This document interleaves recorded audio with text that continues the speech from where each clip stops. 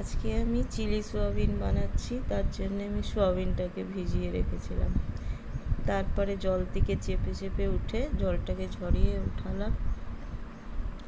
এখন আমি এর মধ্যে বেসন দিলাম 2 চামচ, কর্নফ্লাওয়ার দিব 2 চামচ,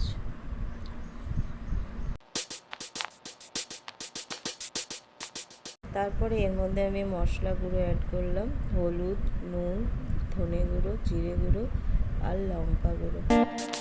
সয়া সস দিলাম, চিলি সস দিলাম আর টমেটো সস দিলাম, দিয়ে ভালো করে এটাকে আমি মেখে নেব।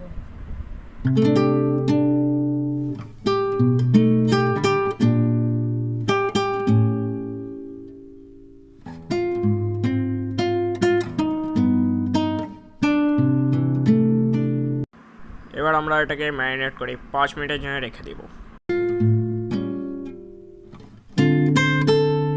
সোয়াবিনগুলোকে ভালো করে ভেজে নেব।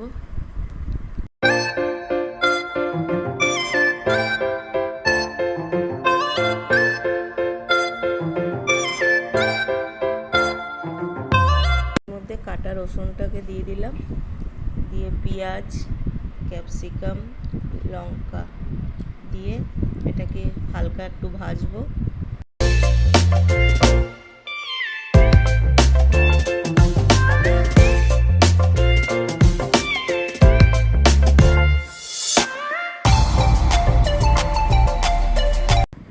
এর মধ্যে আমি এখন নুন আর চিনি দেবো, 1 চামচ চিনি, আর কালারের জন্য আমি এখানে কাশ্মীরি গুঁড়ো মশলা অ্যাড করলাম।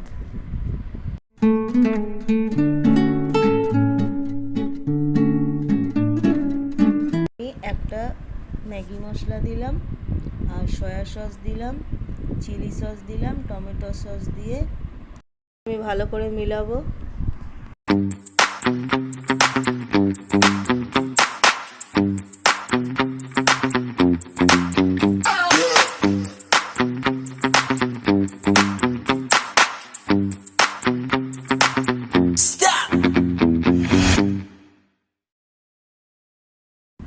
এবার আমি এর মধ্যে একটু জল দিয়ে দিলাম, দিয়ে সোয়াবিনটাকে আমি এর মধ্যে দিয়ে একটু ঢেকে রেখে দেবো, যাতে সোয়াবিনের মধ্যে মশলাগুলো ঢোকে।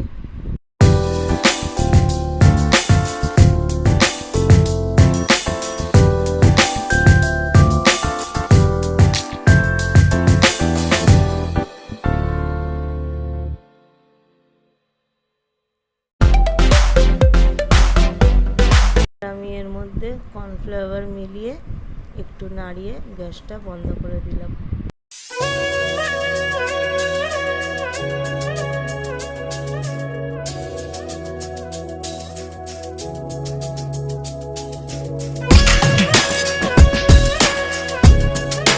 হয়ে গেছে আমার চিলি সোয়াবিন রেডি।